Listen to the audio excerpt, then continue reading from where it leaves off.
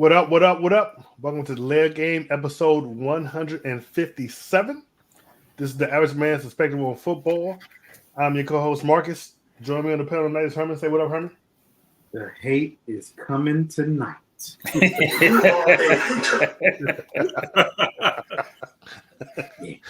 Next up is Brian. Say what up, Brian. Thank you for joining us. I'm the one selling the records. They coming to see me. They coming to see the Temptations. Ain't nobody coming to see you, Otis. You know they say Leon improvised that. That wasn't in the script. Yeah, that was Like you improvised that background that's blurring you out. Whatever. You see what it's I saying. didn't even see that crap. Oh my gosh. Look, and let him enjoy it, Herman. It's never going to be there ever again in life. So enjoy it. And last but never least, we got Mark. Say what up, Mark. Good evening.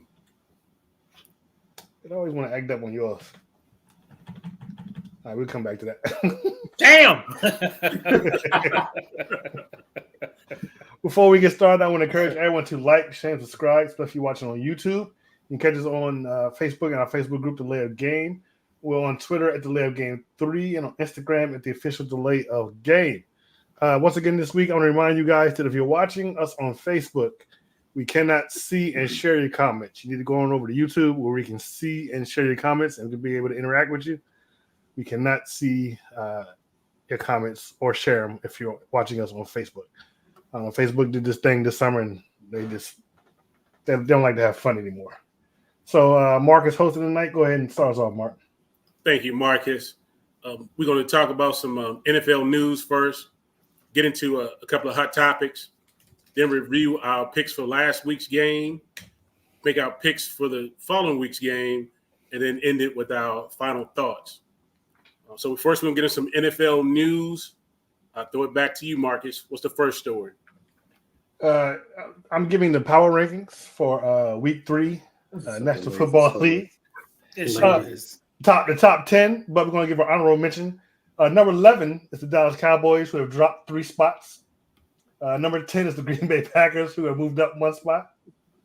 Number 9 is the Baltimore Ravens, who have dropped 4 spots. I think that's the biggest drop of the week. Oddly enough, we got the number 8 New Orleans Saints, who went up 16 spots. We have the Los Angeles Chargers at number 7, who went up 5 spots. We have the Philadelphia Eagles at number 6, who dropped 2 spots. Because Saquon is dropping passes. Detroit Lions at number 5, who have dropped 2 spots. The Buffalo Bills at number 4, who have risen 3 spots. Number 3 are the Houston Texans, who went up 3 spots. San Francisco 49ers at number 2, who are stayed the same, and the Kansas City Chiefs, who are number 1, who have also stayed the same. I didn't hear that thing is all mixed up. Where the Commanders are. Probably number 1. In your heart. Number 1 in your heart. But No, we can't see nothing because it's all blurry. Right there in the Richie sheet. You look like you're going in and out of a time warp. In his mind, that ranking is all mixed up, man. Any team that's 2-0 should be above any of the teams that are 1-1. Yeah, I agree with that. Well, that might be true. I mean, it's because remember, it's supposed to be for the week. It's supposed to be that week. Power ranking for that week. Yeah, and this season. So, the Niners and the Eagles should both be knocked down below the Chargers. And what was the other team? Who's underneath the Chargers? Who's underneath the Chargers? The Saints. The Saints. The Ravens. Well, the Ravens can be where they are, but the Saints should be higher, and Green Bay should be higher because Green Bay's 2-0 too. No, they're 1-1. No, they're 1-1. Okay. Yeah. I'm just reading what the NFL say. All right. Yeah, I know. This is fine. I like the ESPN power rankings better. all right. Next news story. Real quick, that could be your news story since Marcus will run with NFL. Right. But no, I'm not lazy. I try to do real journalism. That is real journalism. That is real journalism. You're reading a list, sir. Herman, give us the next news story, please. All right. The Carolina Panthers quarterback Bryce Young on Monday was benched in favor of Andy Dalton. Less than 24 hours after Coach Dave Canales declared that the top pick of the 2023 draft would remain his starter for Sunday's game against the Las Vegas Raiders. Young, 23, becomes the first quarterback selected number 1 in the Common Era draft, which is since 1967, to be benched for non-injury reasons in his second season. Canellis said he made the change after reviewing film of Sunday's 26-3 loss to the Los Angeles Chargers, in which Young posted a career low 6.4 QBR. Even possible. Let me tell you why that's BS. You get rid of all his weapons. You get rid of Christian McCaffrey. You get rid of DJ Moore. The team was already bad. McCaffrey. Huh? I don't think he was there with McCaffrey. But still, he got rid of him. He got rid of him before. Yeah, he got rid of him. The year before. Yeah. But come on, man. He got 16 games, and yet Daniel Jones is working on his 4th season or 5th season. Yeah, I mean, you can't give up the house and then expect him to succeed for one. Yeah, for two, hey, they just made they made the wrong choice. Right, and the coach now didn't make that decision. That's true too. The coach they got now did not choose him. That is true. We always talk about. Hey, think about this. They got 2 quarterbacks right now in the NFL that's playing well that was on that squad. Baker Mayfield. No, Baker's not on there. He was a Panther. He was. He was on there. Okay, I thought you and meant Sam now. Donald. And Sam Donald. So you tell me they have a great season. 2 games now. 2 games. Slow now. down. Easy. Let's not give him I'm just saying. Yeah. But maybe it's the organization and not the quarterback. That's what I'm getting at. What I'm getting at. They got the red rifle. The red rifle's gonna start this week, so y'all watch out. At this point, though, I'm with y'all on that one. I don't know what the Panthers are doing, to tell you the truth. Yeah, their owners are laughing stock, but that's a whole other conversation. Wait, they changed it, didn't they? Or is that no, that wasn't. No, I think he's still there. Who got fired? Who had to sell the team? That was the Panthers. That was the old owner, Richardson. Yeah. Oh, okay. Brian, give us the next news story, please. My pleasure. I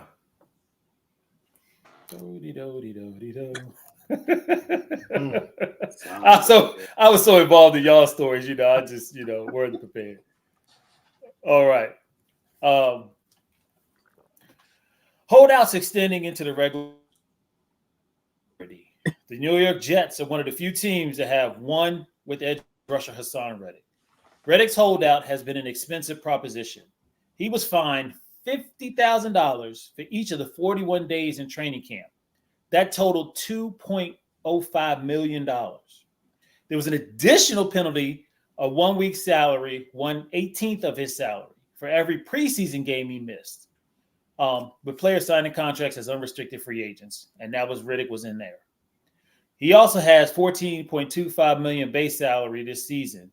So that was an extra $791,667 infraction with each of the Jets' 3 games he skipped in exhibition contests, for a total of $2.375 million.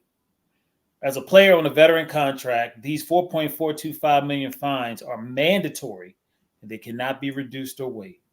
Wow. So Hassan, I don't know what you're doing, dog, but you better just play, man. He must really want that contract. Man. But this is the thing. When they traded for him, he agreed to play that he would play without an extension. I was reading.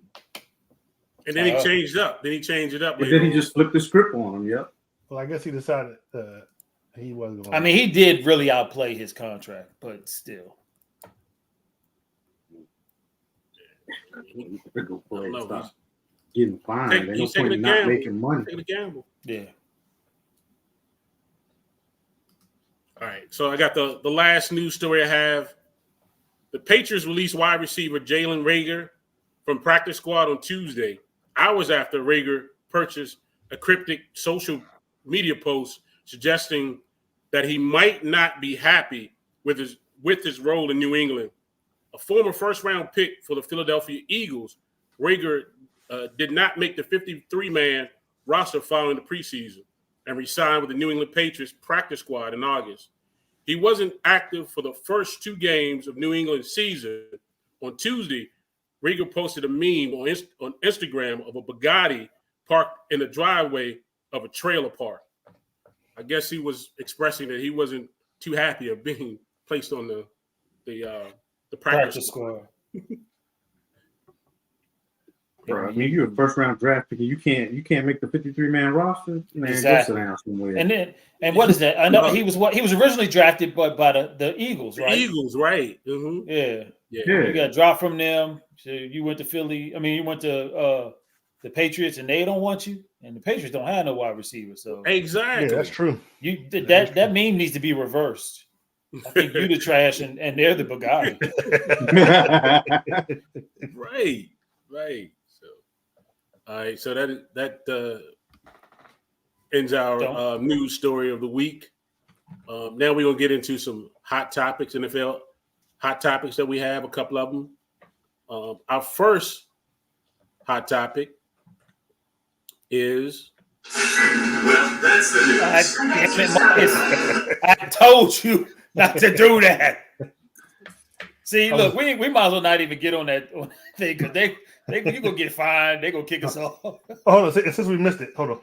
And me, I'm 56 years old. I'm really doing this now. Now it works. I'm going back. Now it works, right? Late to the party. Hey, we had to get it in there. What can I tell you? We had to get it in there. We didn't actually.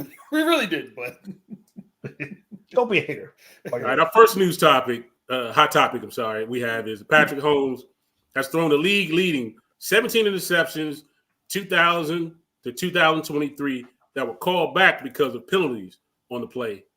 Do you buy into the conspiracy that the NFL refs are favoring the Chiefs? Marcus, I'll let you start this one out, please. Wait, can I say something? I want to applaud Mark for using the live rundown tonight. I just added those dates in there. He read it off, so you go, Mark. you know, there's hope for me after all, huh? You're lucky because normally he prints this stuff off before he comes to work.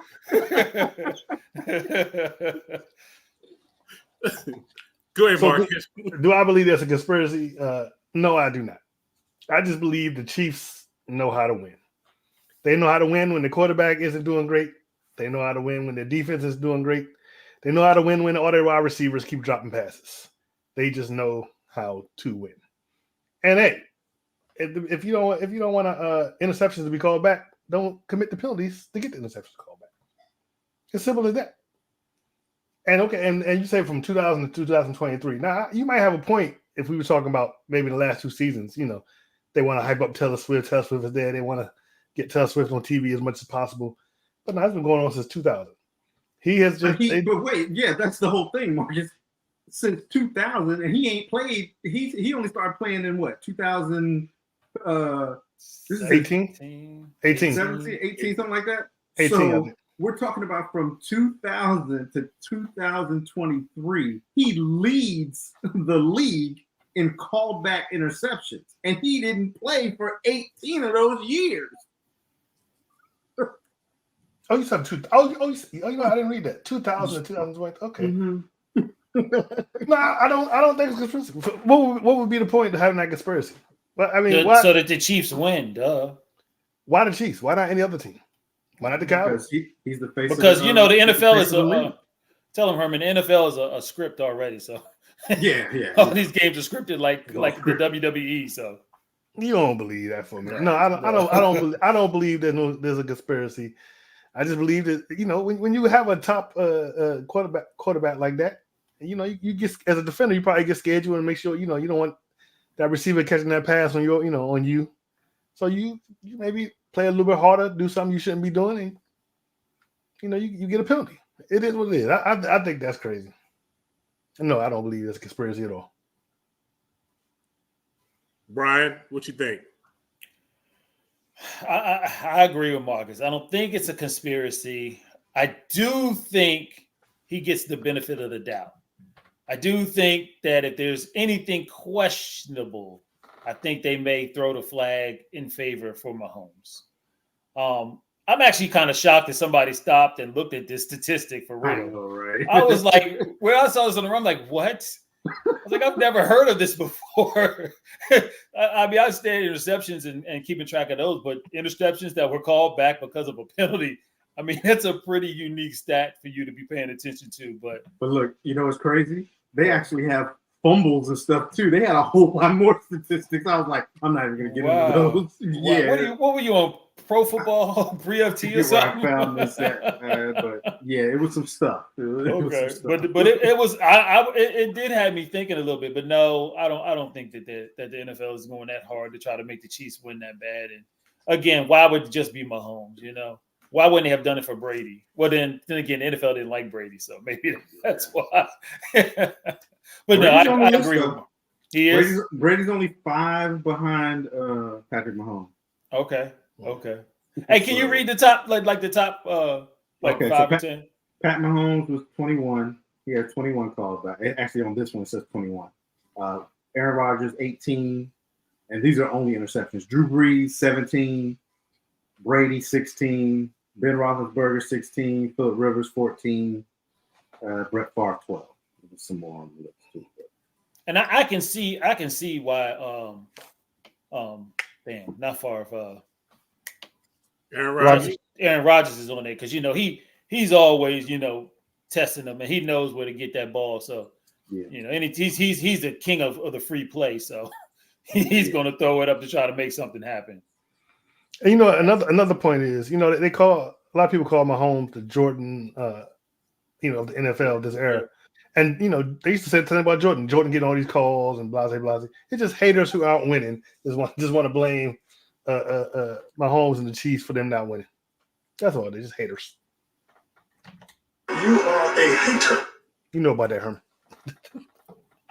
I'm gonna probably say no to simple fact.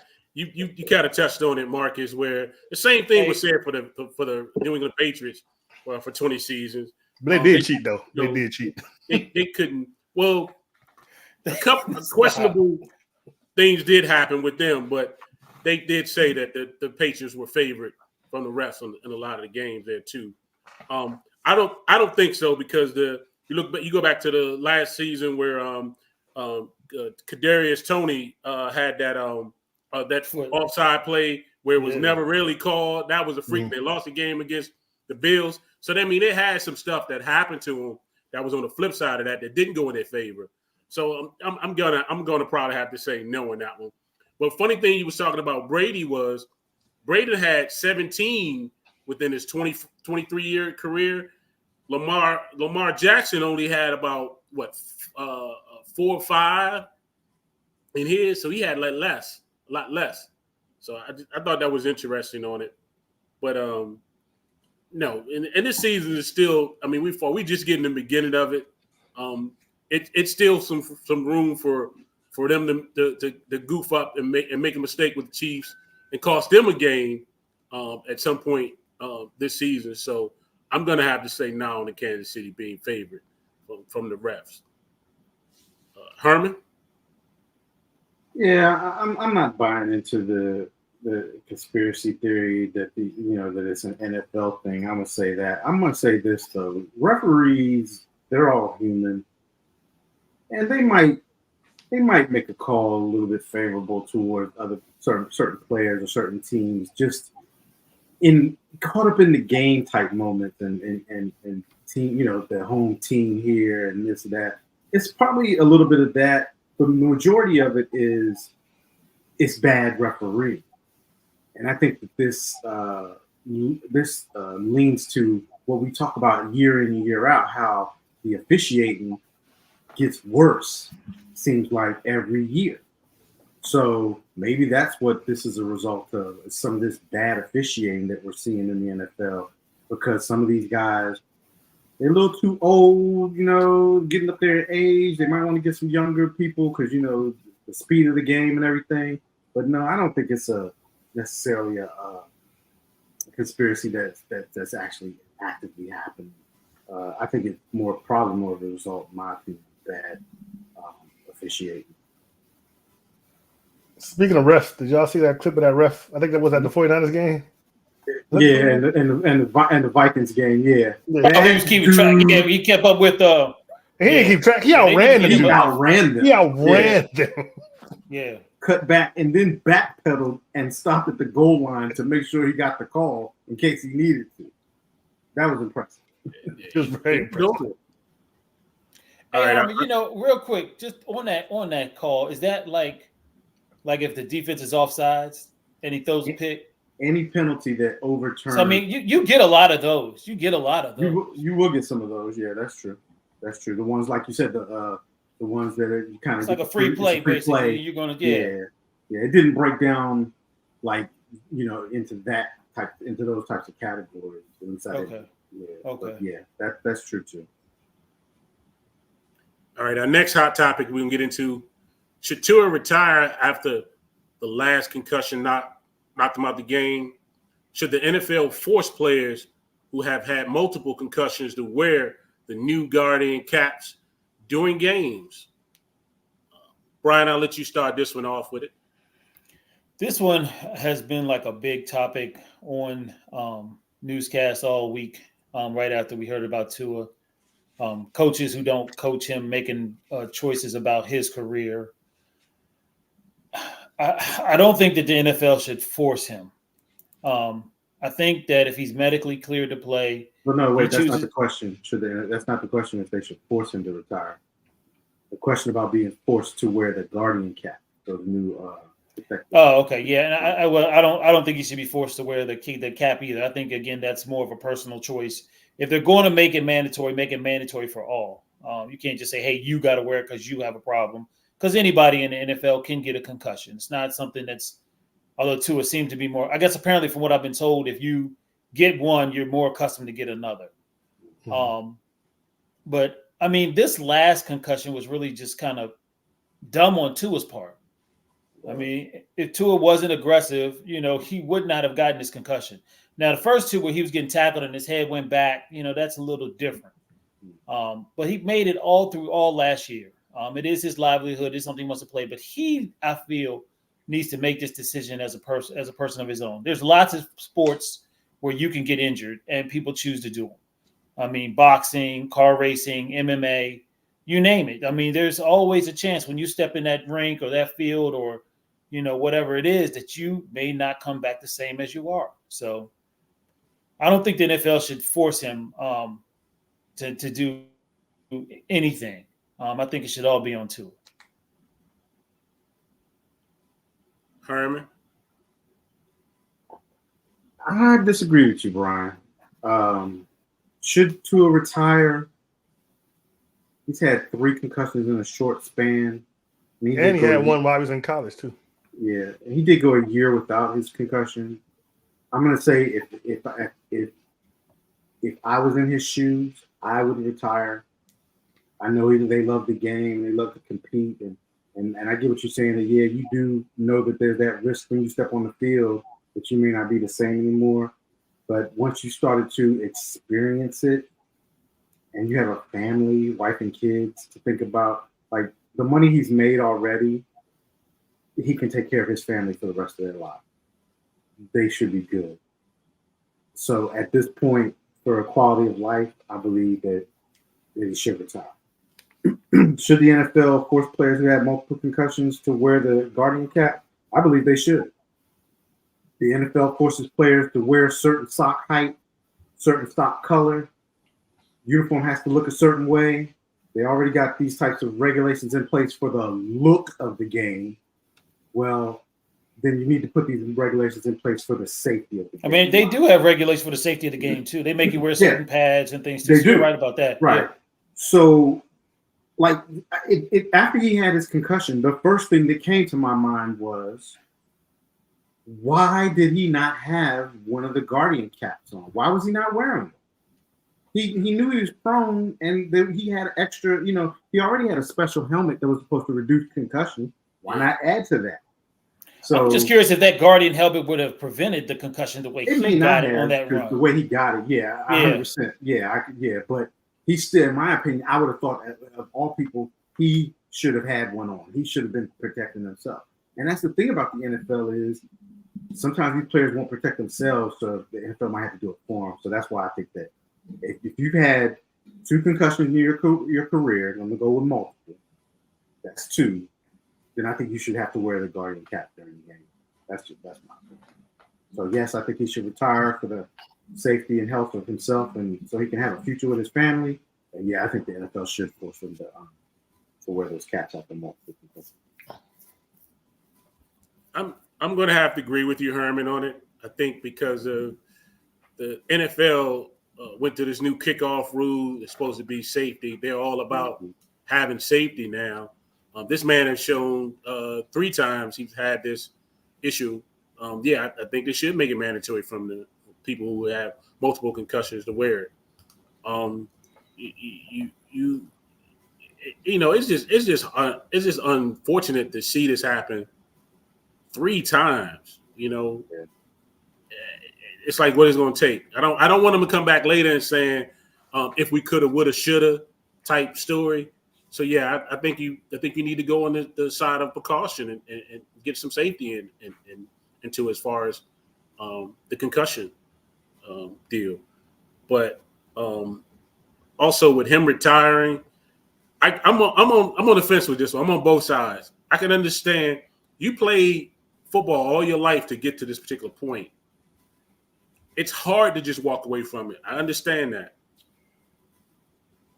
You got to. I mean, just like if this was my son, my brother, I would want him to want to sit down and think about his longevity with being around his family. That's what I would be concerned with. So I would want him to retire based on this situation. But I get it. It's the fire. He wants to play. He's been playing it all, ever since he was young. It's hard to walk away from it. I get it, but NFL had to decide on something along with Miami. You have to find something. Setting them down putting them on injuries is a good move. Give him a little time to think about it. But yeah, I think he should retire. I'll even go one step further. I'll say I'll go like this then. Instead, maybe if you get a concussion anytime during the year, right? When you come back, you have to wear the cap. Yeah, agree. Maybe I won't make you wear it for the rest of your career, but I'm going to at least protect you for the rest of the year because you may be more prone to get another concussion. And then we'll reevaluate you the following year. You could put something in there, but I just think they might have to force these players to protect them. Marcus? Excuse me. So I agree a lot with Mark and Herman said. If I was him, yeah, I would retire. Like Herman said, he's already made enough money where his family is set for the rest of his life and maybe even a couple of generations more when he's gone. You have to think. I'm not sure. What is he like? He's in his early 20s, maybe 25, 26. I don't know. But even if you played out the rest of your NFL career, you're probably going to be retired by 35, 36. And, the average age in the U.S. is about 75. You have a long life to live after football is over. And do you really want to live it with the what will come from if you keep getting concussions? And it to me, I understand, you played the sport your entire life, but sometimes, it just doesn't work out. It just doesn't work out. And you should feel good. You got there, but it just isn't for you. Do you want to live 50, 60 years of your life with the whatever comes from having all those concussions? Probably not. Your quality of life probably won't be that great. So yeah, go ahead and retire. You had a nice run. You're rich, you got enough money. Even if you just put your money in the bank account, you can just live off the interest for the rest of your life. And as far as should the NFL force players who have multiple concussions to wear the new guardian caps during games, I say no. I say they should make everybody wear guardian caps no matter what. Every practice I see, everybody has on guardian caps. Mm-hmm. A lot of players did it. What's the point? Practice is nowhere near. Now, I've never been in the NFL practice, obviously. But I figure it's nowhere near intense as a real football game. So what sense does it make to wear it in practice? But no, we're not going to wear it for the game. Everybody should wear it all the time. If it's there for protection to not get concussions and stuff like that, it's dumb. To me, it's dumb to wear it in practice and not wear it in a real NFL game. It's just dumb. So I think everybody should wear it all the time, no matter what. Have any of y'all investigated how much better that guardian cap is to a regular helmet? No, No. not I necessarily. mean, y'all are putting a whole lot of faith in this cap that's going to stop it, or it's like the But obviously, end all be all. That's why they're using it, though. It's supposed to lessen But I the think blow. when I read a statistic, I think it was only like a 25% difference. That's a big difference. 25% That's quarter. difference is huge, That's bro. huge. That can make a difference. That's a huge difference. That joint ugly. I wouldn't wear it. But when It is guarded. It is guarded. But It once is they put guarded. the, ugly. once they I put the would not. logo on it, it looks a little. Oh, that joint ugly. I wouldn't wear it. Give me my 5th concussion. You say that now. Yeah. Because y'all are kind of basing all this on money. They're not playing this game for the money. They're playing for the money, but they're still playing for more. They're not playing for the money. You just talked about something already. They're playing. Well, they're still playing for more than that, though. They want the money, but they still want to keep playing. These players don't play until they're 30 and 40 years old. Tom Brady could have retired years and years ago. He had plenty of money. Tom Brady wasn't getting concussions. He was winning championships. So I why get it. wait, so Brian, why do teams leave championship teams and go play for a team that was a cellar dweller and get paid if they're not playing for the money?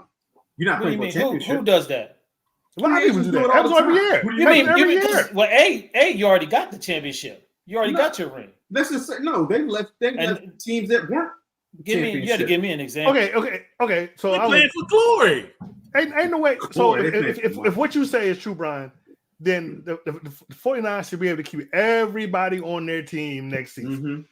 Mm-hmm. You have to understand too. There's a bigger portion of this too. It's just because you don't want the money, you still have to look out for the other players that do want the money. You have to keep the values of the position high. You have to keep going on and on. So that's just the business part of it. Mm-hmm. So but they are still they're playing for the love of the game. They play for the love of the game because they want to play. Everybody. I don't think they play. They must be coming back from super ridiculous injuries where they have enough money where they can retire and they're rehabbing and breaking their back just to come back and play a game. A lot of them are contract year. Yeah, a lot of them are they come back because they can't afford to quit because they can. They spending so much money. Say it again, Mark. 75% of NFL players go bankrupt within 5 years of leaving the NFL. 75%. DeMarcus Lawrence just did an interview that in his 3rd year, his accountant called him up and told him, "You broke." And he said, "What you mean I'm broke? Like I got $100 in the bank?" He said, "Negative $100." Yeah. So they're coming back to keep getting that money. Yeah, but that's just ignorance with your money. Hey, Herman, are we promoting this company? I mean, no, the drink was just good. I mean, keep popping up. Do we get a new sponsor? The drink is just good. Brian, what's funny? I'm sitting there thinking the same thing. Like, what in the World Cup is he over here? You can't tell what it is, right? So I'm not. I know exactly what that is. No, you don't. You don't. It's the move people. You've been out here. Okay. That's move. Yeah, they don't have that back in. They don't have that in Maryland. No, we don't have. Look, we worldwide, Herman. We never ate. We all been in Dallas. We all been in Dallas. We didn't eat there though. All right, let's get this show back on track. Get back on track. We'll talk about the last hot topic. Then we can get into the game. We might need to skip this hot topic. It's 8:34. Hey, do y'all want to continue with it or let's do it. Go ahead. All right. The yearly stats for 0-2 squads are infamous. From 1990 through last season, 279 teams began 0-2. Of them, just 32 made the playoffs, 11.5%. 17 won the division title, 6.1%, and 3 won the Super Bowl, 1.1%. Over the past 3 years, 19 of 21 clubs started 0-2, missed the playoffs. That being said, which 0-2 team do you have the most faith in being able to turn around the season and make the playoffs? The 0-2 teams are Baltimore Ravens, Carolina Panthers, Cincinnati Bengals, Denver Broncos, Indianapolis Colts, Jacksonville Jaguars, LA Rams, New York Giants, and the Tennessee Titans. Herman, I'll let you start this one. All right, I'll make mine quick so we don't go too long. I'm going to go with the Ravens and the Bengals. The reason I picked the Bengals is because they do this every year, starting off slow, and they wind up in the playoffs. We're picking 2? Oh, we're just picking one or two. Well, whatever teams you think. Whatever teams you think. Oh, well, those are the two that I think, and because they're also the best two teams on this list when you look at it. Even though they're 0-2, they're better than everybody else on this list. So I'm going with the Ravens and the Bengals. If I had to just pick one, I'm picking the Bengals, believe it or not. Brian? Yeah, man, I wanted to pick the Rams, but they're a mash unit right now, so it definitely ain't gonna be the Rams. So I agree with Herman, but I like the Bengals. I like the Ravens as well, but I think that the Ravens have a better chance to get out of this and get make it the playoffs. I mean, I agree with you guys too with the Bengals and the Ravens, but I'm also having to throw the Colts in there. I've got them with Anthony Richardson making the playoffs. Wait till we show you the stats of Anthony Richardson last week. I can't ball out on his team, run on his team yet. So I'm throwing the Colts in that joke too. Run. Marcus. Yeah, obviously, it had to be the Bengals or the Ravens. I'm gonna go with the Bengals because, as you remember, a couple weeks ago, I chose the Bengals as the team who I thought that was last in the division would have had the best chance of winning the division this year. So I'm going to have to go with the Bengals, followed closely by the Ravens. All these other teams, I can't see it. And like I said, I would have thrown the Rams in there, but like Brian said, they're hurt. There's no way. There's just no way. Yeah, they are in mash unit. I was in on the Rams earlier this year already. So yeah. So I'm also going to go with the Bengals. I think they'll definitely still make the playoffs. Also, the Ravens will too, but if I got to pick one, I'm going with the Bengals. All right, so that ends our hot topics for the show. We're going to get into our games now. The first game we had is the Buffalo Bills versus the Miami Dolphins. This was no need. I was hoping he was going to forget, Herman. Yeah, I thought it too. Me too. Continue, Mark. Continue. As I was saying, this game, the Bills won 31-10. And of course, we know what happened in this when Tua suffered a concussion in the third quarter.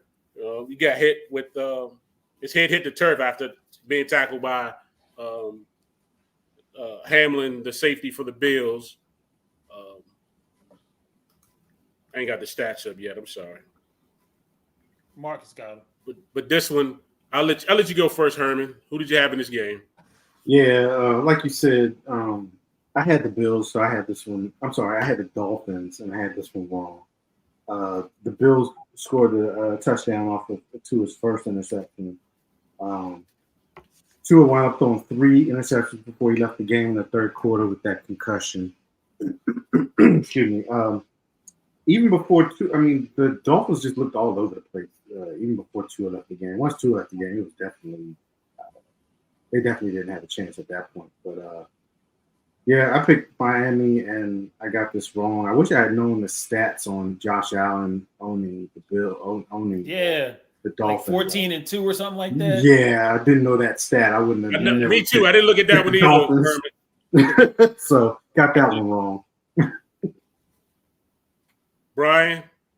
Yeah, I was with Herman and I also went with the Dolphins. And, man, the Bills' defense, like Herman was saying, they were very opportunistic in this one. They did give up 351 total yards, and they let the Fins win the time of possession with 36.19 minutes and as opposed to 23.41 that the Bills had. But the defense only let them have 10 points. They got 2 sacks. Like Herman said, they got 3 picks. And the Fins were 1 for 5 on 4th down. The Bills' offense was just pretty much perfect in the red zone, 2 for 2. Had a balanced attack, 139 yards passing. And, I mean, they just dominated that game, man. So I was very disappointed in the performance of the Dolphins. They had a good running game, but they kept getting out of it. And Tyreek Hill, I don't even know if he played in that game. Didn't seem like it. Yeah, so I picked this one wrong, and I wish I knew that stat too, Herman. Yeah, I was there. too. The Bills came out, they dominated them the whole pretty much game, especially when Tua went down third quarter. You pretty much knew that was a wrap on it. I took the Dolphins, and of course, I've got that one wrong. Let's hear from Marcus now. Go ahead, Marcus. Thank you. He looks stupid when he does it. I don't know why you Bama's didn't listen to me. I don't know who told y'all to go pick the Dolphins. And you talk about Josh Allen dominating the Dolphins. He didn't have to do that much this game. He only was for 13 for 19, 139 yards, and 1 touchdown. I don't know what made y'all pick these guys. See, you know what? Because y'all are haters. Y'all hated on Josh Allen. No. Josh Allen. Me and Mark was on the board with the MVP, Josh. I was on board with him. You're right. Yeah. I was on board with him. You should never go against the Bills Mafia when they're playing the Dolphins. And I was right. Yeah. Thank you. Yeah, take that thing off. The first smart pick of the year. Thank you very much. The first and last for you, sir. You can't even get out hitting the microphone. Whatever. Hurry. Dong. All right, we're moving on to the next game. We had the Cincinnati Bengals taking on the Kansas City Chiefs. This was a good one. The Chiefs won this one 25-26. This one, I took the Chiefs on this one myself. The Bengals starting off 0-2 for the 5th time in 6 seasons. I mean, this was the same game that we've seen from the Cincinnati and the Chiefs last time. I can't but help but wonder how would it have been if Chase would have went to camp early, had a full camp, and they had T. Higgins. That would have been a different story, I think. But the fumble with Burrows and the led to the touchdown. Harrison Butker comes in and kicks a 51-yarder to win the field, win at the time. No, 0 time remaining on the clock was pretty impressive. I took the Chiefs in this one and I won it. Marcus, who did you have in this? Yeah, I also took the Chiefs. This is a close game. The Bengals always plays the Chiefs real tight, and it always comes down to a field goal or less difference when the game is over. And really, Patrick Mahomes did not play well at all in this game. He was 18 for 25, 151 yards, 2 touchdowns, and 2 interceptions. And what was that? A 4th and 16 or a 4th and 26 play where that last play where they threw some passes. 4th and 16. 4th and 16 for the pass interference. I mean, we were just talking about the refs looking out for them. That was a miracle. That was definitely a miracle, and the Chiefs would not have won that game without that. But I did pick the Chiefs, but as always, the Bengals do play them tight. Brian? Yeah, I was with you guys. I did get smart this week and pick the Chiefs. But the Chiefs, I mean, they had more turnovers. They threw 3-1 with the Bengals. Less yards. The Bengals had 320 total yards offensively. They only had 286. And the Chiefs were 1 for 8 on 3rd down. All that, and they were still able to kick a 51-yard field goal to beat the Bengals. This is crazy. But I did pick the Chiefs. I did pick it right. But the Bengals played the better game. And Herman. Yeah, I picked the Chiefs on this one too, mainly because I knew the Bengals were in their slow start phase. Like I said, the Bengals always play the Chiefs tough. That pass interference call on 4th and 16 or whatever it was, where the DB was playing the ball, but they claimed he got there early and the 12th man on the field. He did get there early. He was early. Flag. As bad as the Chiefs played, they pulled it out. They had, I don't want to say they had help, but they pulled it out. Wasn't a miracle. I'm not going to say it was a miracle. But yeah, I did pick the Chiefs and I got this one right. All right, next game we go into is the Tampa Bay Buccaneers versus the Detroit Lions. The Bucs won this game 20-16. believe it or not. Baker Mayfield, Bakerfield, he doing his thing. Brian, who'd you have in this one? Man, I was dumb and picked the Lions in this one, man. The Lions, they put up 463 offensive yards, held time of possession 33 minutes to 53 seconds to 26 minutes and 7 seconds. Their defense sacked Bakerfield 5 times and got a pick. Unfortunately, they never led in this game, and Goff threw the ball 55 times in this game. Too much. I just looked at that Way stat. too much. Oh Too my much. God. So I picked the Lions, and I picked this one wrong. Well, I was right along with you. The Bucks they pretty much held the Lions in check, man. To be honest with you, the Bucks didn't have Antoine Whitfield nor Vita Vega in the middle. Bakerfield was tough, man. Baker was tough. The Bucks made all the big plays when it counted. They kept pressure on Goff the whole game. Detroit kept had to settle for field goals, and Aiden Hutchinson was getting off on this too for the Lions. He had 4.5 sacks, but the Bucks came out successful with this one. But I took the Lions and I got this one wrong. Marcus? Yeah, I also took the Lions and I was wrong. I don't feel like I'm stupid for making a decision. I felt like Detroit should have won that game. I mean, they had way more passing yards, way more rushing yards. It was just, I think it came down to Dan Campbell made another stupid decision, and you thought he would learn from last year's NFC Championship game. He better. We got a long season ahead, and and I picked him Super Bowl, but he better start making right decisions. And I never said that the Lions were going to go undefeated, so you're going to lose some, but they should have won this game. I picked them, and I was wrong. Yeah, I forgot about that. They went for a 4th and 10 fake punt and got it too. And that was in their territory. Mm-hmm. Herman, who'd you have in this one? Yeah, I was along with you guys. I picked this one wrong. And just looking at these stats it's crazy when you look at what was the time of possession, Brian? 33 minutes and 53 seconds to 26 minutes and 7 seconds. Wow. I mean, if you look at the number of plays that the Detroit ran compared to what the Bucks ran, it's astounding in all honesty. But and you got to figure out, Herman, too, that whole game, again, they never led that whole game. Yeah, never led. And they never led. What did I tell y'all at the beginning of the year? What place did the Bucks finish in the division last year? First. 5th or 6th? Oh, in the division? In the division. They won the division. They won their division, right? Mm-hmm. And Detroit, they won their division, right? Mm-hmm. And Detroit's playing the first place schedule this year. That's one. That's one.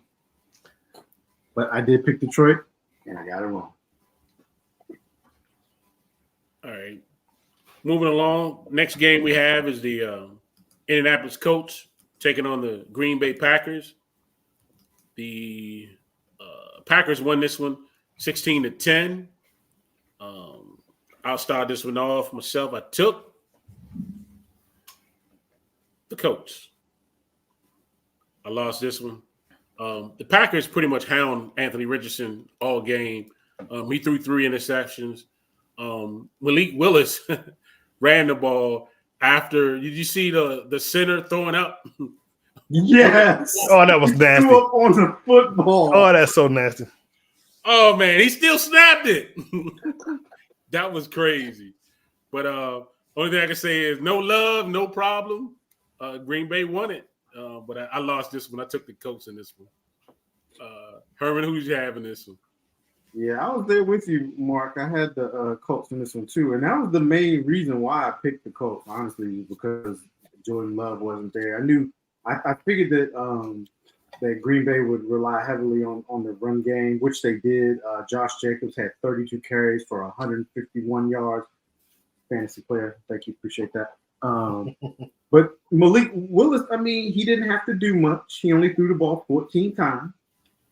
He threw a touchdown. He was 12 for 14, 122 yards. He had an 82.6 passer rating. QBR. I mean, that's how you want to win a game when your starting quarterback's not out. That is the blueprint right there. your backup quarterback comes in and does the least amount of stuff you need him to do, you rely heavily on your run game, and you pull out the win. So I picked the Colts because Anthony Richardson was very impressive the first week. Second week, not so. I mean, this week not so much. 17 for 34, 204 yards passing, 1 TD, 3 touchdowns. 3 interceptions. He had a 29.1 QBR. He was only sacked one time, so they may have pressured him a lot in the game, but he didn't get, they didn't get many sacks on him. But I did pick the Colts, and I got this one. Marcus? Yeah, I also picked the Colts for the reason that you guys already stated that Jordan Love was out, but I got to give it to Matt LaFleur, man. He had a good game plan in there. Didn't leave it in Malik Willis's hands. Did a lot of running, and just if I hate to say it, but probably the biggest overreaction, at least for me, from week one, was how good I thought that Colts was going to be. I mean, I might be wrong. They just might have got Now you just listen to Mark too much, like we did. The rest of us did. Well, no, I watched that Texans Indianapolis game too. It was very impressed. I hope they can turn things around, but that was the main reason. Those are two reasons why I picked the Colts. No Love, and I was so impressed by week one for the Colts, but I chose wrong. I give it to Matt LaFleur. Brian, who'd you have? Yeah, I blame my nephew on this one for having that breakdown of that Colts play. I probably would have picked the Packers, but like you guys were saying, man, with Malik in there, I didn't think that I didn't think LaFleur would come up with such a marvelous game plan, man. I mean, the Colts, the Packers defense, they were on third down. The Colts were 2 for 9. They turned the ball over 3 times, like you guys said, and then like Herman Tuntu, the Packers ran the ball for 261 yards on 53 attempts. And that resulted in a lopsided time of possession. They had the ball for 40 minutes and 11 seconds to 19 minutes and 49 seconds. They didn't give the Colts any opportunity to get in a rhythm or do anything because they had the ball the whole freaking game.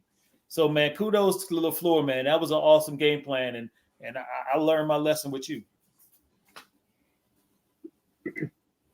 All right, moving on to the next game, we have the Chicago Bears taking on the Houston Texans. Texans won it 19-13. Herman, who did you have in this one? I definitely have the Texans in this one. C.J. Stroud, he's looking good. He's looking good. He's really developing into a good starting franchise quarterback for the Texans. I'd like to see their run game get a little bit better. On the flip side, with the Bears, I watched the Hard Knocks this year with Caleb Williams. The Bears, they need to do better. The only thing, I know that's a simple thing to say. Caleb Williams, he's 23 for 37, 174 yards, 2 interceptions. He was sacked 7 times. 7 times, bro. They need to do better. That clock in your head is terrible, kid. Well, but looks like we're gonna have to cut down some of those throws down to about 25, and get the run game going a little bit better. Yeah. There's one thing Caleb Williams said, that he doesn't get nervous. He never gets nervous anymore. He said that during Hard Knocks. Maybe he should get nervous because what's going on out there on that field, he should be a little scared right now.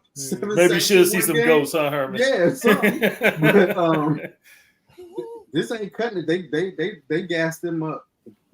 Everybody did. I don't think we did on our show, but everybody gassed them up. All the the pundits and everything. All those talking heads. I call them talking heads. Screaming about the Bears making the playoffs. I don't think so. There's even one talking head talking about got them win the Super Bowl. I was like, come on, bro. Yeah, he must have been from Chicago. No, Right. I had the Texans, and I did get this one right. Marcus, who you had? I also had the Texans. But piggyback what Herman said. C.J. Stroud is out there looking really good. He's looking like looking like a vet, even though this is only his second season. I don't think it's going to be a sophomore slump. I was a big fan of Caleb when he was at USC, but I really don't think he's going to be it. I think he's 7 sacks, dude. This ain't college football. You know what I'm saying? You can't be doing all that running around. These are athletes. These are the cream of the crop. They are fast too. They're as fast as you. Yeah. Some of them are faster and bigger. And they love to put the quarterback on his back.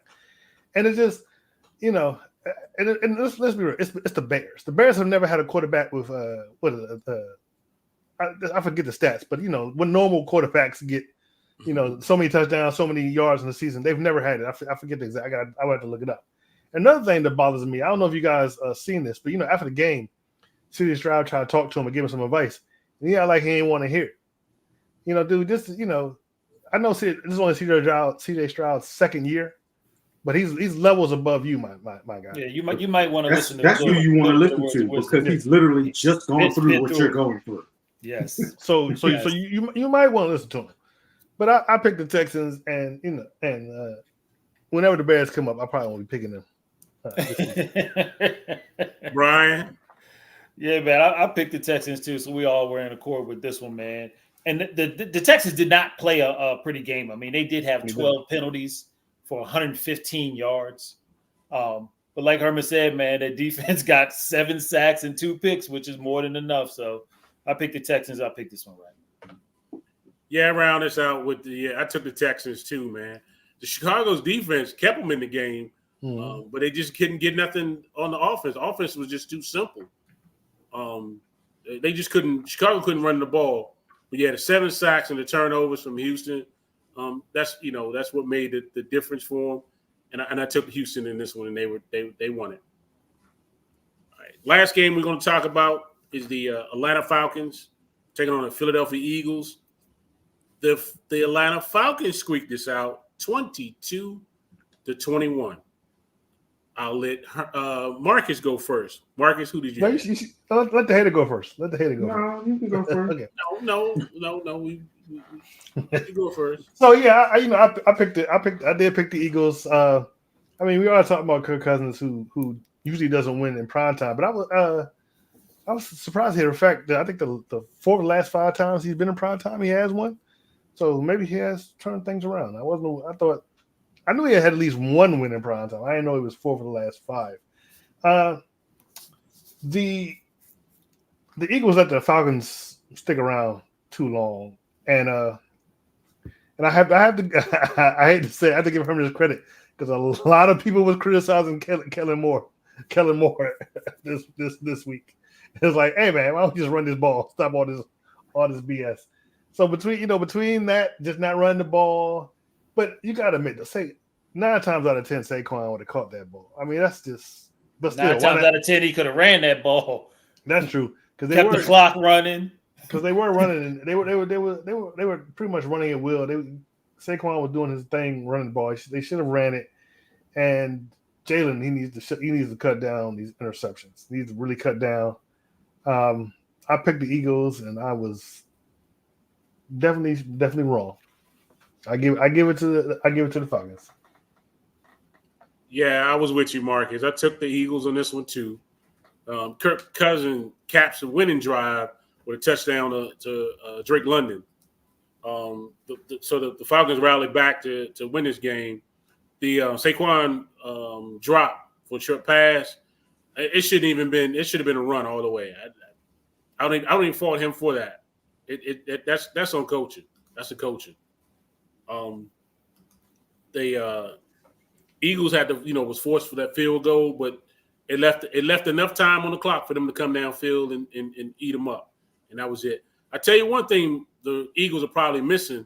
They're missing Hassan Reddick because they didn't get no pass rush in this game at all. They didn't. They needed to make sure they should have re-signed him, got him back in there, and you might have been able to get a little bit of pressure on Kirk Cousins. But nevertheless, the Eagles won it. The Falcons won it. I took the Eagles and I lost this one. And real quick, I'm looking at the stats now. Everybody's talking about Saquon. Actually, Bijan Robinson had a better day. He was 14 for 97 yards, averaging 6.93 yards a carry. So and that's cool. But I think at the end of this game, if the Eagles would have won it, you would have heard how great Saquon was in this game. You would have heard that. You know how great Saquon was. You're right. Okay, I'm sorry. But it's Brian, weird that you don't hear nothing about Bijan Robinson because Bijan Robinson tore it up this game. Brian. Yeah, I was with you guys and dumb and picked the stupid Eagles. But I mean, and for some reason, the game felt like it was the Eagles to lose, but It was. statistically, it was pretty even. I mean, the Falcons had 385 yards, the Eagle had 365 yards. Each of the defenses got a sack, and the Falcons did throw one interception. But like you said, I mean, if you ran that ball, you could have took a whole lot of time off that clock. You might have got the first down and ended the game too. And the way that you was running on it was just a bad play call, and it couldn't have went to a better team. So I'm glad the Falcons beat y'all, and I'm glad I was wrong. Herman. You are a Yes, I am. So look, y'all say I'm hating on Kellen Moore, but this was a classic example of a Kellen Moore game where he does not understand the flow of the football game.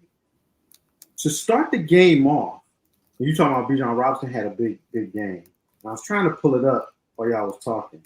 But to start the game off, Saquon Barkley ran the ball, I think it was 3 times in a row, the first at the beginning of the game. And he chunked off 10, 10, and 9. Okay? 10 yards, 10 yards, and 9 yards. His first 3 carries, if I'm not mistaken, if I remember it correctly, right? And then the run game just disappeared. Good old Kellen Moore. I'm smarter than just running the football. I got plays where my receivers go and do this and do that. You got a workhorse running back who just chunked you off 30 yards in 3 plays. And then you're going to start playing stupid and playing cute and doing what you do. And I was with y'all. I picked the Eagles in this game too. I still have thought about it for a minute. And this is the one game I should have just lone wolf by myself and got the cap for. You'd have looked good. You'd have looked good. Yeah. Kellen Moore, you came through once again, like you always do, with the dumbness. The play where Barkley dropped the little outlet pass, that should have definitely been a run play because for one, it was 3rd down, right? 3rd and 4, I think it might have been. Mm-hmm. Yeah, Barkley would have got you 3, and your stupid little butt push would have got you the other. Okay, but no, Kellen Moore's too smart for that. I'm gonna trick him. I'm so smart. This is what we talk. I talk about this all the time with Darian. These offensive coordinators who are too smart for themselves and they lose games. So this was a classic situation of that. That's all the hating I'm gonna get because I'm gonna get plenty of these throughout the season, I'm sure. But to his credit, had Saquon caught that ball, that probably would have been touchdown. Saquon shouldn't even have to have been in that situation. If we were 5th, we'd all be drunk. So there you go. I picked the Eagles. Look, and Herman, the other thing too, just real quick, is that if they had ran that ball, the Falcons had no more timeouts. Yeah, that's true. But no, I'm too smart for that. Let's throw this little outlet pass. They'll never expect that. I mean, I'm gonna ask this question, but I already know which. But it's worse because it was the Super Bowl. But what you think was worse, the Patriots and the Seahawks, or this one? But probably the Patriots and Seahawks because it was Super Bowl. I think because they the Super Bowl were was worse. Yeah, but that game they was scoring. They was killing them. This game honestly, was pretty much close throughout. You had to run that ball in that situation in the Super Bowl. Yeah, you had to. You had to run it in this one. That's true too. But yeah, I think I hated enough. Can I hear my theme? Can I hear my? You are a hater. Thank you. I don't even want to say what my numbers was. All right, we're gonna run through. I know what y'all was because we all picked the same. We pretty much all picked the same. Yeah. So y'all was 2 and 4. I was 3 and 3. Sorry, Mark. Go ahead. Yeah, wow, 2 and 4. 2 and 4. Yeah. All right. So next week, the upcoming games we got the 1-1 New England Patriots taking on the 1-1 Jets. Jets are favorite, 6.5 points on this one. I'll start it off. Give me the Jets, Jets. I'm taking the Jets on this one. Herman, who you got? Yeah, I'm gonna roll with the home team. Give me the Jets on this one. I think they're gonna start to find their rhythm. Marcus. I'm not taking the Jets. I'm taking the Patriots. I don't believe in Aaron Rodgers and the Jets. I'm believing in Jacoby Brissett. That's right. I don't believe in the Jets at all. I'm picking the Patriots. Okay. And Brian. Well, the predictors with the Jets as well, Marcus, they're at 67%. I'm rolling with the Jets. You can go ahead and play your music, dog. Oh, wow. Oh, hey, bro. Just that quick. Hold on. Let me see if I get it back. Just do it the regular way. Just how. Oh, we're going to get it.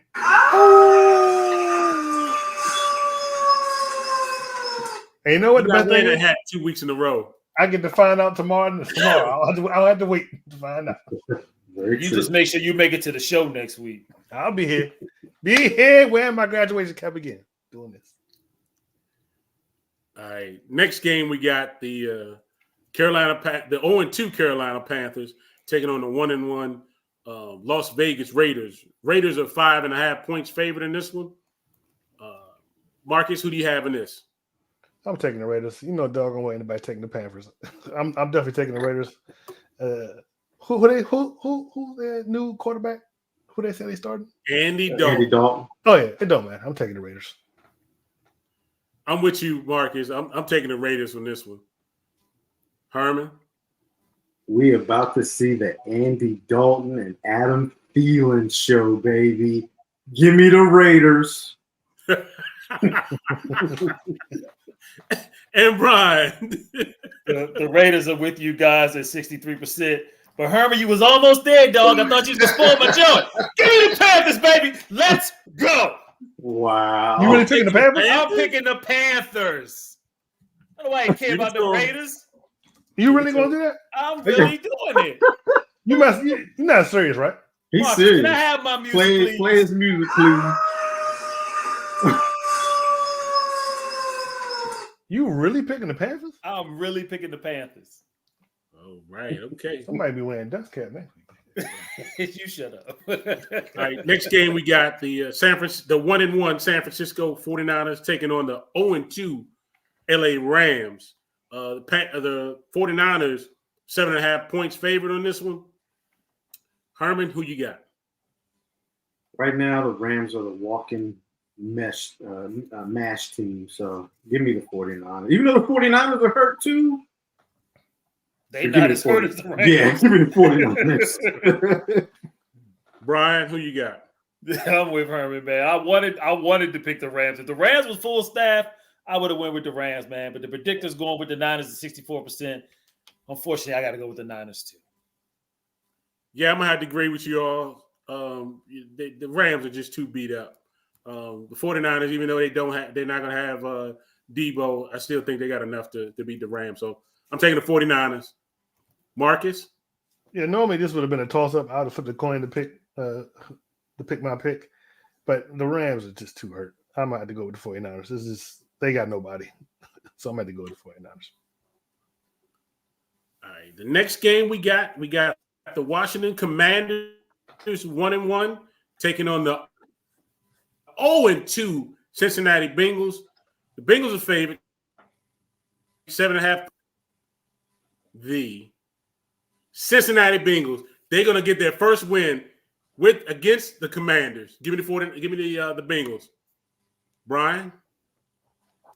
Yeah, I'm with you, Mark, and the predictor's with you too. The predictor has them winning 64%.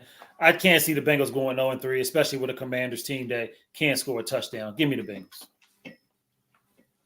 Herman?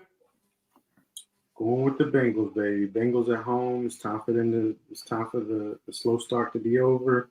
Jamar Chase and Joe Burrow, they're going to be on the same page this week for a big fantasy game. And Marcus. Here we go. Yeah, I'm going with the Bengals. There's There's no way. There's no way. About you're leading your division, Marcus. Listen. Don't you got y'all making the playoffs? Listen, after seeing, the Giants. The Giants would have won that game if they had a kicker. Let's be real. And you expect me to put the Commanders secondary against Joe Burrow and Jamar Chase? Please, I had to be a fool. I'm a fan. I ain't dumb. I'm picking the Bengals. All right. Next game, we got the 0-2 Jacksonville Jaguars taking on the 2-0 Buffalo Bills, who's favorite 5.5 points. Herman, who you got this? Hurry up now, because Brian's getting sleepy. So Bills Mafia, baby. Give me Bills Mafia. Jags are gonna go 0-3. Marcus. You know I'm taking MVP candidate Josh Allen over who's they playing? The Jags. Trevor Lawrence and the Jags. You know, I'm definitely taking the Bills. It doesn't matter. You just taking the Bills anyway. I'm taking the Bills anyway. All right, Brian. You wide awake so you can take your pick, Brian. Who you getting? Well, the predictor agrees with you guys, and they're going with the Bills, man. But will the Jags go 0-3? Yes, they will. Yes. Give me the Bills. Give me the Bills. This one, I mean, I can't go against Buffalo on this one. I'm taking the Bills also. Last game we got is the 2-0 Kansas City Chiefs taking on the 1-1 Atlanta Falcons, led by Kirk Cousins. How did they get 2 primetime games in a row? Kansas City, That's crazy. Because of 3.5 Kirk points Cousins. favorite in this one. Brian, who you got in this, Brian? Man, the predictor, it's close, but he's going with 58% for the Chiefs. I'm going with the Chiefs too, man. I can't see Kirk. I can't see Kirk doing it twice. So give me the Chiefs. Yeah, I think his luck runs out on prime time too. I'm taking the Chiefs in this one. Herman? Give me Captain Kirk, baby. Kirk Cousins is about to go 2-0 on Monday night. I wasn't expecting that one. Yes, sir. Yes, sir. And Marcus?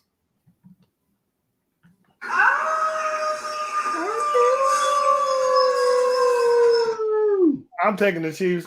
Captain Kirk is not going to get that lucky. Even though I do think it's going to be a very tight and close game. But the Chiefs are not the Eagles. They're not going to do something stupid to lose the game. I'm going with the Chiefs. All right. So we got 3 lone wolves for next week. Yeah, we're gonna have a good show next week. Definitely. All right, so that includes our show for tonight. We're gonna end it with some final thoughts. Anybody want to start the final thoughts off? I'll start. Go ahead. I want to first thank everyone for wishing me a happy birthday yesterday in the group. Happy birthday, you old fart. I know. Thank you. And you guys were awesome. And I do apologize for not responding to the group message. I did get a ton of them on my Facebook page, but I did read them. I did appreciate them. And thank you for taking time to wish me a happy birthday. How old are you now, bro? You 51. old. Yeah. I'm just 51 in a day. You like 51 in like a bunch of months. Yeah. I think we all share the same sentiment about we enjoy having you here for your 51st birthday. So thank you for showing up for the show too, Brian. Thank you. Wouldn't miss it for the world. Never know when Eddie Kane's not going to show. Herman, any final thoughts? Yeah, I'm speaking on the birthday note. I'd like to apologize to any of our fans out there who got a lackluster birthday wish from Eddie Kane down there in the corner. Suck it, Herman. We try to strive to give you a nice happy birthday message in the Delayed Game Facebook group. Just be happy that I do recognize your birthday, because some people let it go all day. When you get a bad one, we apologize for that. It's usually because Eddie Kane. It don't take that much effort. You know, to put the little balloon, the little icon, the balloon there, change the background. Right. Oh my gosh. But how about getting it in early, not at like 9 and 10 o'clock or 11 o'clock when you decide to wake up? But that's still in the morning. That's still in the morning. Thank you for the birthday wish. You're too funny, Marcus. I got that this week actually. Just hey, let's get down to week week 3 in the NFL. Let's have some good games. I hope your fantasy teams are doing well. Herman, he got the record right behind him. He couldn't count. Hey man, I be forgetting. He's nice right now. He enjoy it, man. Congratulations, Commanders. Y'all enjoy it. Don't clap. Don't clap. We don't want you clapping. All right. Well, we will see you next. Before we get out of here, I want to encourage everyone to like, share, and subscribe. Especially if you watch on YouTube. You can catch us on Facebook and our Facebook group, The Layered Game, on Twitter /X at The Layered Game 3, and on Instagram at The Official The Layered Game. We'll see you next week. Same bat time, same bat channel. Peace. We out. Peace.